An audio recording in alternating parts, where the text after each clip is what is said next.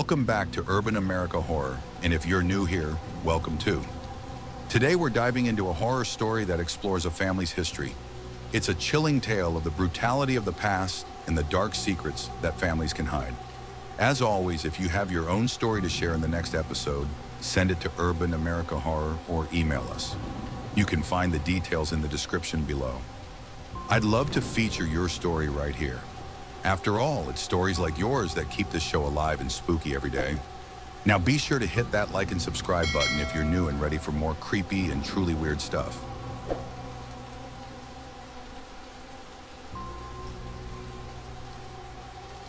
Family. A simple word, yet it carries the weight of generations of shared stories and unspoken truths. We yearn to trace our lineage, to find ourselves reflected in the eyes of our ancestors. But what happens when those reflections stare back with a chilling familiarity, whispering tales of darkness we wish had remained buried? This is the terrifying reality I found myself facing as I embarked on a quest to unravel my family's history. A journey that began with curiosity and ended with the chilling realization that some secrets are best left undisturbed. My name is Samuel Campbell, and my journey into the heart of family secrets began innocently enough.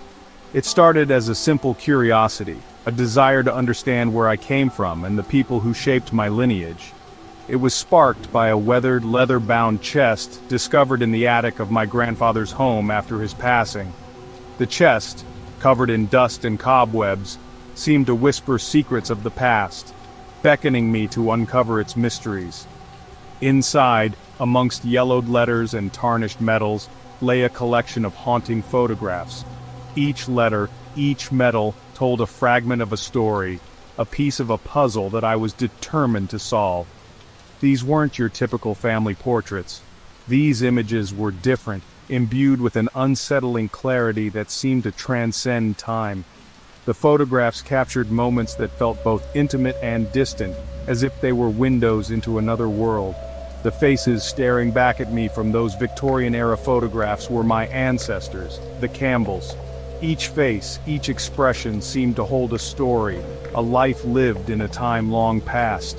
Their gazes, intense and unwavering, drew me in, igniting a burning desire to know their stories. I felt a connection, a pull that I couldn't ignore. It was as if they were calling out to me, urging me to uncover the truths hidden within our family's history. And so, my journey began, a quest to piece together the legacy of the Campbells. One photograph, one letter, one story at a time. The photographs were unsettlingly vivid. The stark monochrome seemed to amplify the details, every line etched with a chilling precision. There were men and women in formal attire, their faces etched with an almost predatory confidence. Children with eyes that seemed to hold ancient wisdom, their expressions unsettlingly somber. One particular photograph, however, held my attention captive. It depicted a group of men, their faces grim, standing before a stark highland landscape. Their hands rested on the hilts of swords, and their eyes, cold and unforgiving, seemed to pierce through time, locking with mine. As I delved deeper into the chest's contents, I discovered another layer to this unsettling puzzle. Faded ink annotations scrawled on the backs of the photographs. Names and dates I recognized from fragmented family lore, alongside cryptic messages that sent shivers down my spine. One inscription beneath the group portrait read, "The Reckoning of Glencoe," a chilling reference to a brutal massacre that stained the annals of Scottish history. The Massacre of Glencoe, a horrific act of betrayal and violence, was carried out against the MacDonald clan. And the perpetrators? None other than the Campbells. Section 5. Echoes of Glencoe. The year was 1692, a time of political turmoil in the Scottish Highlands. The Campbells, loyal to the crown, were tasked with quelling unrest among the rebellious Highland clans, including the MacDonalds. Under the guise of hospitality, the Campbells offered shelter to their sworn enemies, only to betray them in the dead of night. The Massacre of Glencoe, a brutal slaughter that claimed the lives of dozens of MacDonald men, women, and children became a chilling testament to the depths of human cruelty and the enduring power of vengeance. Section 6. Bloodstained Lineage. As I pieced together the fragments of history, a horrifying truth began to dawn. My ancestors, the very men whose eyes now seemed to follow my every move from their gilded frames, had participated in an act of unspeakable savagery. The blood of the MacDonalds, spilled in the name of loyalty and vengeance, stained my lineage. The weight of their actions, the sheer brutality of their crimes, pressed down on me, threatening to suffocate me in a legacy of violence and despair. Section 7. The Curse Manifests. It was then that the nightmares began. Vivid, terrifying dreams that transported me to the blood-soaked snow of Glencoe. I felt the icy wind on my face, heard the screams of the dying, and saw the triumphant gleam in the eyes of my ancestors as they carried out their bloody work. The line between dreams and reality blurred. I became increasingly withdrawn, haunted by the faces in the photographs and the knowledge of their sins. My relationships suffered, my work became a meaningless distraction, my life consumed by the darkness I had unearthed. Section 8. A Family Divided. My research into the Massacre of Glencoe revealed a chilling detail, a curse said to have been placed upon the Campbells by a dying MacDonald elder. This curse was not just a fleeting utterance, but a deeply rooted malediction that seemed to echo through the ages, affecting generations of Campbells. The curse declared that the Campbells would forever be haunted by the spirits of their victims, their lives plagued by misfortune and madness.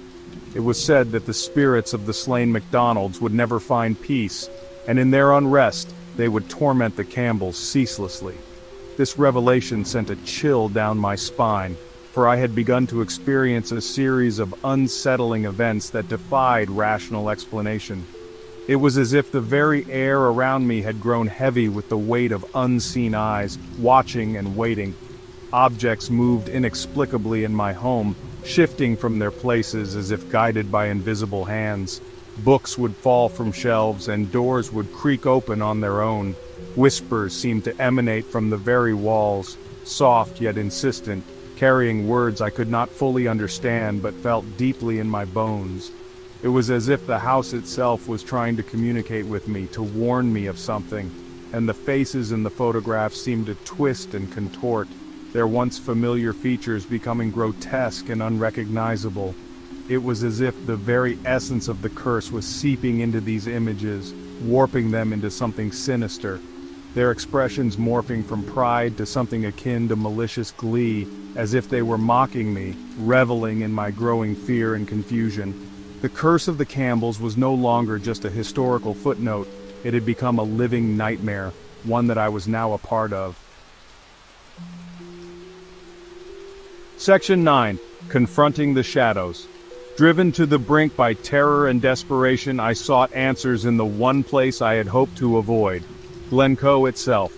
Standing in the shadow of the mountains, the wind whistling through the glen like a mournful lament, I felt an overwhelming sense of dread. The air was heavy with the weight of history, the silence broken only by the distant bleating of sheep, a sound eerily reminiscent of the screams that had once echoed through these valleys. Section 10. The Price of Truth. It was there, amidst the rugged beauty and haunting silence of Glencoe, that I finally understood. The curse, if it was indeed a curse, was not a supernatural affliction, but a manifestation of guilt, passed down through generations like a poisoned inheritance. The Campbells of old had attempted to bury their sins in the mists of time, but the past, like the spirits of their victims, refused to remain silent. And I, the unwitting heir to their legacy, was forced to confront the darkness they had sought to conceal. Section 11. Unsettled Ground.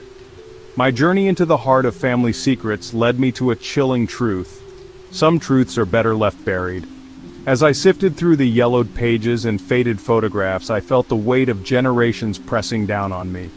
Each discovery was a piece of a puzzle that painted a picture of a past filled with both love and betrayal. The past, with all its complexities and horrors, can cast a long shadow, shaping the present in ways we may never fully comprehend.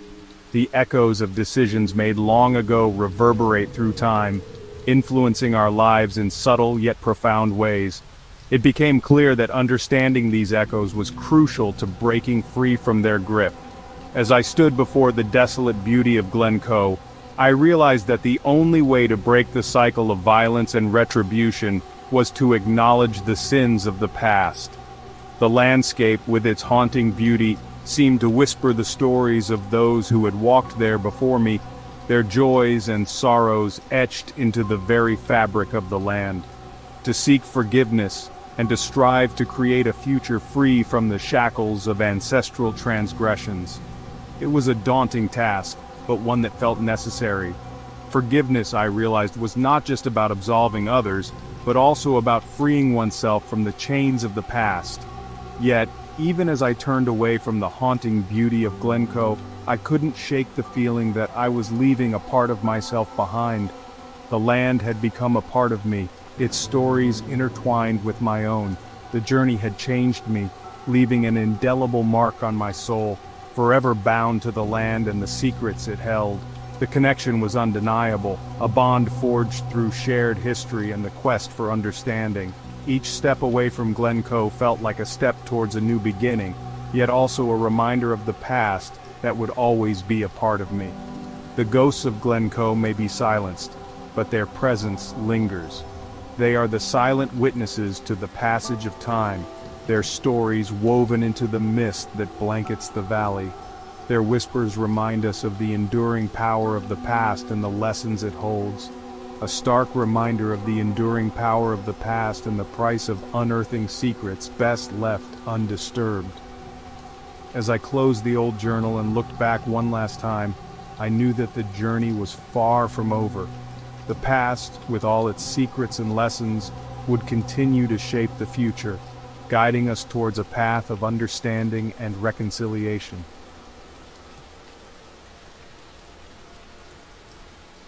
Thanks for tuning in for today's creepy and mysterious story. If you have a horror, mystery, or haunting story you'd like to share, send it to us at Urban America Horror. And don't forget to subscribe and turn on notifications so you never miss a new episode when we upload it. We'll always be here, waiting for your next terrifying story.